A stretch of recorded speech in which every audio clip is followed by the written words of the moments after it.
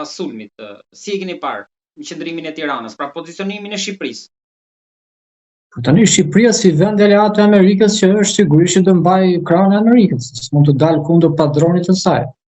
Sepse jetojmë në neokolonializëm që çdo vend varet nga padroni i tij dhe padroni ynë si shtet shqiptar është Amerika. Nuk e çfarë bën tani, nuk e fuqi për të kundër përgjigjur një shteti aq fuqishëm për gjëra që ty s'të pëlqejnë. Realisht Shqipëria nuk ka fuqi. Pra ne jemi një vend i mbaruar në plot kuptimin e fjalës që nuk kemi asgjë. Fatkeqësisht. Po në dash Zoti, shqiptarët, në gjithë shqiptarët do punojnë fort që vendin tonë ta ndërtojmë ashtu siç është për të qenë. Që së paku përderisa nuk kemi fuqi politike, të pakën të kemi prosperitet ekonomik, se gjë tjetër s'na ka mbetur në dorë. Por e mira si vend i vogël që jemi është që të mos përfshihemi shumë në konflikte që së pari nuk na përkasin, por edhe së dyti na dëmtojmë shumë. Sepse ne kemi parë që vendet arabe që kanë paguar me miliarda dollar për të mbrojtur nga Shtetet e Bashkuara të Amerikës, nuk e kanë më të mbrojtje. Dhe ato gjitha mjetet që kishin blerë, pra qoftë avion luftarak, tani ja kanë marrë amerikanët dhe ua kanë dorëzuar izraelitëve. Pra, kanë paguar, i kanë marrë, por si kanë të tyret. Prandaj, duke qenë se ndodh kështu me vende të mëdha si Arabia Saudite, ne që jemi një vend i vogël duhet të përfshihemi fare në gjëra të tilla, që as na përkasin. Sepse nesër Amerika mund të mbërrijë në një marrëveshje me Iranin dhe pastaj kush na mbetet problemin e shqiptarëve. Duke qenë vend i vogël, duhet të shikojmë interesin tonë. Pra, të ham pak nga të gjithë. Nga çdo krah, pse vetëm Amerika? Kushdo që do të veprojë mirë për Shqipërinë, urdhëroni, shpenzoni, investoni. Gjithsesi këto e dinë më së miri kryetarët e shtetit. Në vendet e Ballkanit vetëm Vučići është si aleat i Teheranit. Po për momentin për shkak të Rusisë janë aleat, besoj unë, por në thelb nuk janë as pak aleat. Sepse edhe Irani ka qëndruar gjithmonë pro Bosnjës, sa herë ka qenë nevoja për qoftë edhe në rezolutat e OKB-s. Eni, për të rikthyer prapë aty, çfarë ndodh tani, kush është pasardhësi? Tani në Iran nuk është caktuar akoma se kush është pasardhës. Është folur për djalin e Ali Khamenei që mund të ishte. Të jetë një opsion, por si është edhe më parë në Iran nuk është se mungojnë personat që e kanë aftësinë për ta kryer këtë detyrë. Kështu se gjithmonë historia ka treguar që klerikët shiit, pra dietarët e shiizmit, dhe kjo është një nga cilësitë që e bën të dallueshëm pra të ndjerën Ayatollah Khamenei, ai ishte një person, themi Babaxhan, një burr i urtë, i ditur, por dhe shumë trim. Pra ai para se të vritej kishte deklaruar që nuk bën të bëj marrëveshje një person si unë,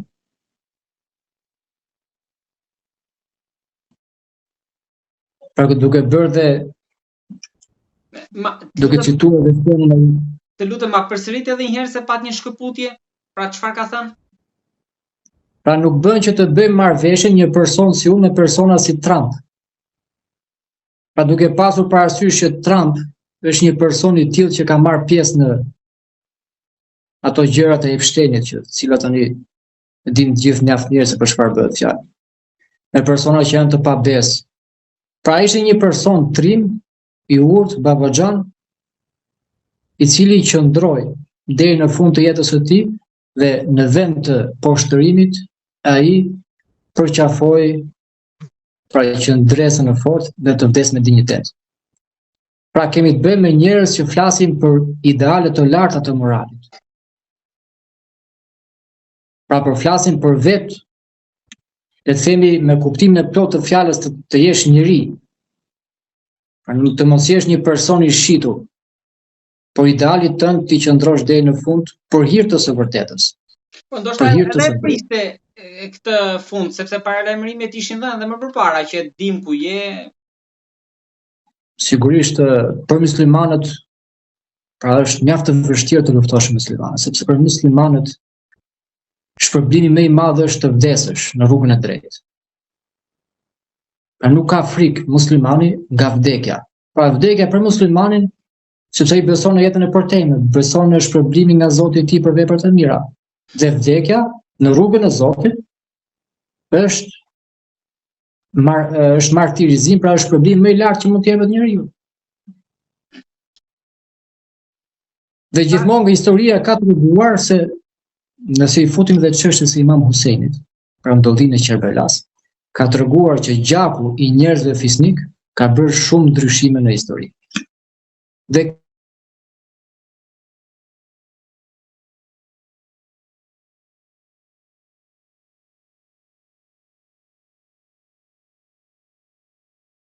kjo së paku për historinë e Iranit, gjaku me mrekullia. Pra tani mund të merret si supersticion, po shumë të tjerë mund të thonë çfarë po prava ky njeri, por në terren shikohet mjaft mirë. Pra ndryshe po flitet në perëndim se çfarë po ndodh në terren, por aktualisht në terren e lindjen e mesme Amerika është duke humbur.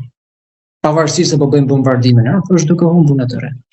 Por ju si shikoni se episodi përpara kësaj betejë të rrallës ishte 12 ditë, lufta 12 ditore. Kjo parashikoni që të mbyllet më shpejt?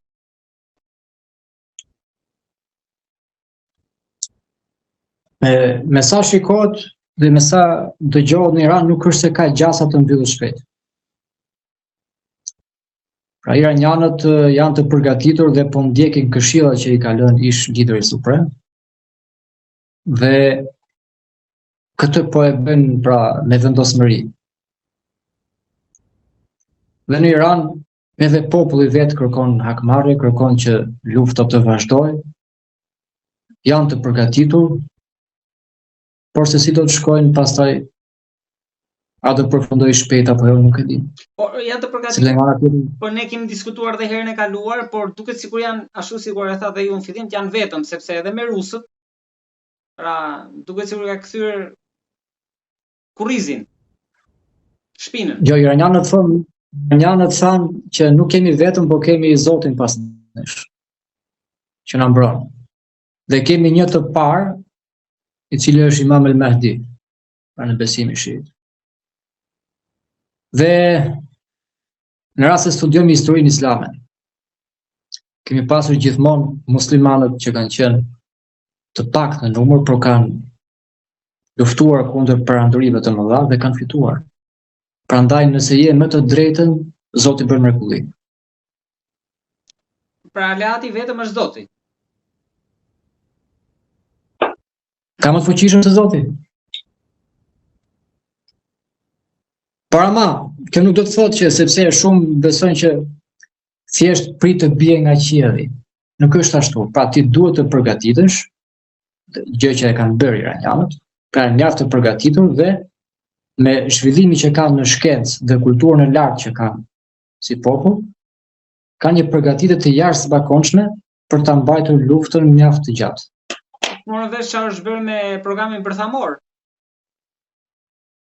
Po asgjë tani në rast se i ndjeri Said Ali Khamenei ka dhënë fetva që bomba është ndaluar, ky riu nuk dihet çfarë fetva e hap. Pra mund të jetë krah më radikal. Nuk ka lidhje me radikal apo ka fjalë në raport si me programin bërthamor, por edhe me armiqt, pra sepse ju thatë që Khamenei nuk kishte sulmin edhe bombën atomike, ndërkohë që pasardhësit e tij ndoshta mund t'i ketë. Çështja është këtu që s'ka të bëjë me radikalizëm, ka të bëjë me një kryetar të një shteti i cili është i kërcënuar. Tani në bazë të kërcënimit që do ketë vendi i tij, do të vendosë edhe çfarë armësh duhet të ketë në posedim. Kështu që çdo fetva varet nga kushtet që ndodhet në vendi. Pra deri dje mund të ishte ndaluar, sot mund bëhet e lejuar, sepse kërcënohet ekzistenca e një vendi. Pra, nëse kemi një Izrael që kur i kërcënohet apo Amerikë, kur i kërcënohet ekzistenca sulmon me bombë atomike, të njëjtën gjë mund të bëjnë dhe vendet e tjera. Pra nuk i dihet. Dhe nuk është hera parë që janë munduar të rrëzojnë qeverinë iraniane, regjimin iranian. Gjithmonë që nga koha e krijimit të tij janë munduar për ta rrëzuar, por kanë dështuar. Tani se si do të jenë ngjarjet në vijim, vetëm Zoti e di. Tani ne thjesht të presim e të shohim. Po, ju tha që shpresojmë për që lufta të ndalojë, sepse askush nuk e do luftën. Sigurisht. Ju tha që Irani është përgatitur gjatë për këtë, por sa janë kapacitetet që për sa kohë mund ta përballojë? Unë thash Irani është i përgatitur për një luftë të gjatë, sepse ka industrinë vendas të prodhimit dhe nuk varet nga industria e huaja, por nga armatimet e huaja. Pra, ato mjete luftarake që janë të rrezikshme për Amerikën dhe Izraelin janë prodhim iranian. Dhe ata i prodhojnë në masë dhe kanë kapacitetin për të prodhuar. Pra, ndaj luftën ka mundësi ta zgjasin shumë. Por a është gjë e mirë të ketë luftë? Sigurisht jo. Askush nuk e do luftën. Pra njerëzit e logjikshëm, njerëzit që janë paqësorë, njerëzit që e duan jetën njerëzore, nuk e duan luftën. Prandaj shpresojmë që të mbyllet, sepse fundja por kush e lë ama, nga një anë edhe po e ndaloi Irani përsëri, iranianët kanë frikën që një të nesër me të afërme do të fillojë lufta përsëri. I trembe një ndërhyrje toksore amerikane? Amerika nuk ka tentuar vetë të bëjë ndërhyrje toksore, por sipas lajmeve të fundit ka tentuar me kurdët e Irakut dhe me ata terroristë të ISIS-it që kanë liruar nga ishte një media izraelite që para pak orësh e publikoi që kurdët e Irakut kanë kaluar kufirin, kanë deportuar. Ata mund të thonë prallat sa duan, po le të kënaqen me ato për gënjeshtrët e tyre. Fundja kjo luftë ka një mesazh dhe ata që ishte rëndësishme ta merrin mesazhin e kanë marrë. Kush ishte mesazhi? Është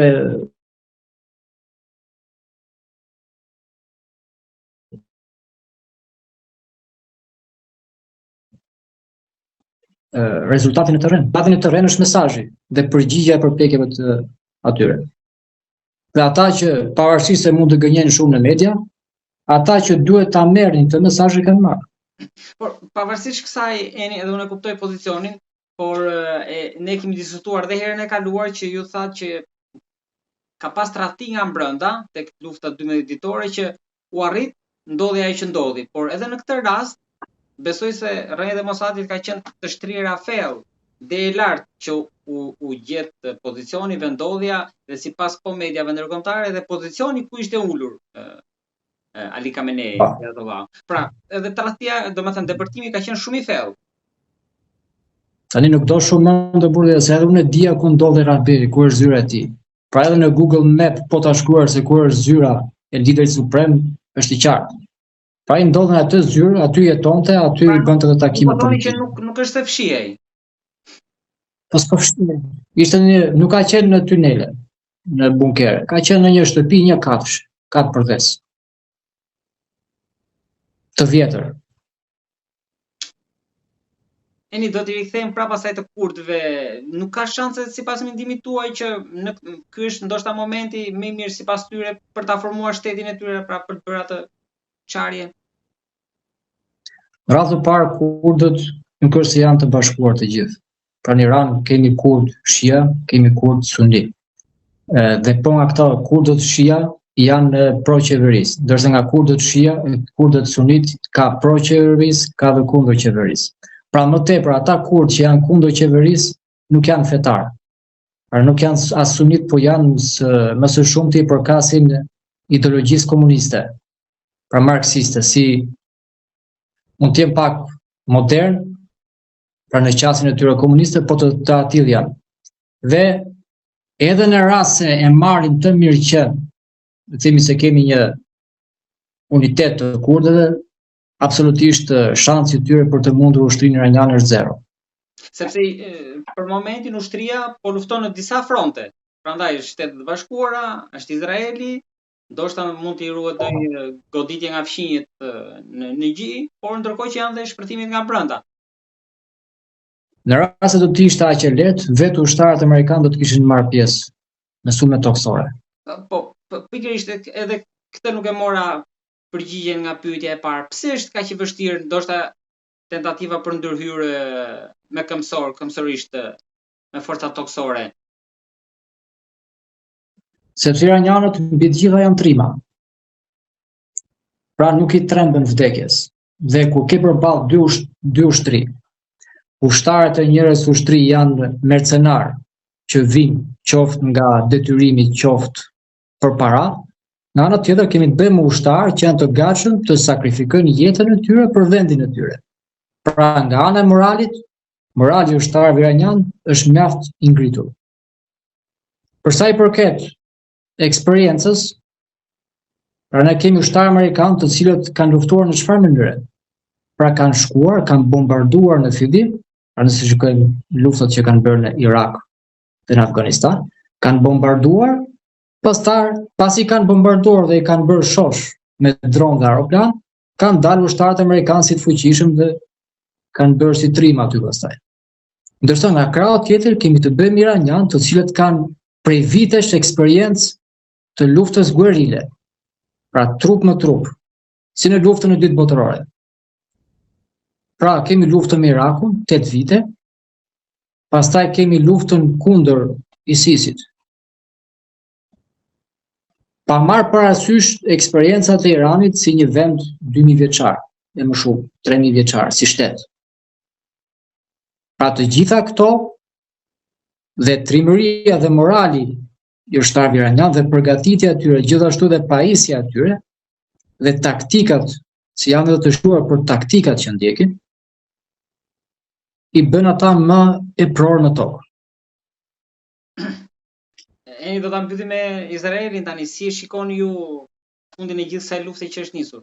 Në aspektin pra çfarë ndodh me Izraelin, sepse vendet e gjirit ka marrë me radhë aty për t'i sulmuar, po çfarë do ndodh më tej? Ju e shikoni edhe në disa aspekte. Nuk është se jam profet, po Izraeli nuk është në gjendje të përballojë një luftë me Iranin. Kjo është me së vërtetuar edhe me luftën 12 ditore. Sepse kanë kërkuar ndihmën e amerikanëve dhe veç u kishin mbetur që të qanin në televizion, të dilën Netanyahu dhe të qante I dëshpëruar për ndihmën e amerikanëve. Por përsëri nuk është aq e lehtë, sepse pas Izraelit është Amerika. Amerika është ushtria aktualisht është perandoria më e madhe në botë, mund ta quajmë perandori pra. Por nga ana tjetër dihet që historia ka treguar që çdo perandori ka pasur kulmin e saj të zhvillimit dhe më pas rënjen. Kështu që asnjëherë nuk I dihet se si do të jetë rezultati. Shpresojmë për paqe, shpresojmë si shqiptarë që jemi që mos të ketë më vazhdim lufte, por sepse ka pas operacione edhe në Liban toksore. Në Liban, në Irak, Jemeni është në gatishmëri në rast se Arabia Saudite shpall luftë edhe Jemeni të shpall luftë kundër Arabisë Saudite dhe Arabia Saudite ka provuar pra me Jemenin dhe nuk I ka ecur.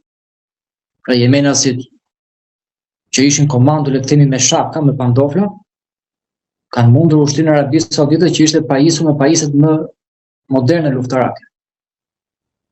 Ndërsa sot nuk janë më ata Jemenas komando me pantofla, por kanë edhe raketa hipersonike. Megjithatë xhiron më të madhe në rrjetet sociale bën pamjet nga Dubai. Nga Dubai, sepse atje kishte edhe më liri për publikimin e videove. Sepse në Izrael ka një censurë të paparë dhe në rast se bën filmime të arrestojnë.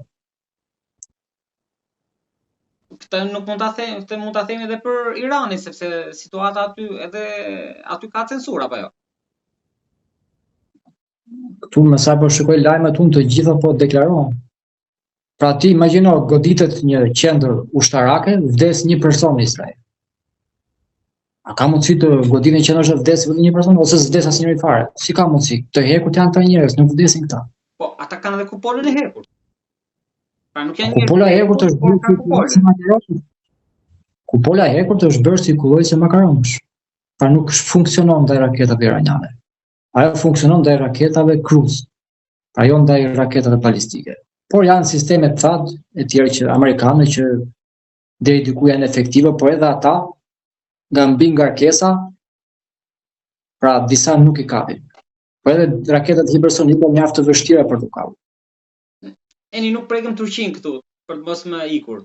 Rolin e saj, duket në negociata ishte mjaft aktive, duke i ofruar Trumpit dialogun përballë ofertës së Izraelit. Por tani duket sikur është e tërhequr lajmet pas raportimeve që mund të kishte një raketë që mund të kishte goditur brenda territorit të Turqisë. Erdogani tha që ne jemi të përgatitur për çdo skenar, për çdo situatë. Tani me Turqinë sigurisht që është i abytur sepse edhe përfaqësuesi i Omanit që bën ndërmjetësimin ndërmjet Iranit dhe Amerikës për marrëveshje, për diskutime për marrëveshjen, ishte mjaft i abytur gjithashtu sepse të dyja palët, pasi që edhe në fillim, kishin arritur në një konkluzion në një marrëveshje me njëra tjetrën, por thjesht pritej që nën pikat të diskutoheshin edhe një herë që të arrijë një akordim. Pastaj ndodhi dhe sulmi i papritur dhe i pabesë nga ana e SBA-ve dhe Izraelit. Prandaj edhe Turqia tani nuk besoj se don një luftë me Iranin, dhe as Irani nuk e don një luftë me Turqinë, sepse gjatë këtyre ditëve Irani ka treguar që nuk po sulmon interesat e vendeve muslimane, por thjesht interesat e Shtetet e Bashkuara të Amerikës dhe Izraelit. Dhe nuk intereson as Turqisë as Iranit një luftë mes njëra tjetrës. Keni menduar të riktheheni në Shqipëri?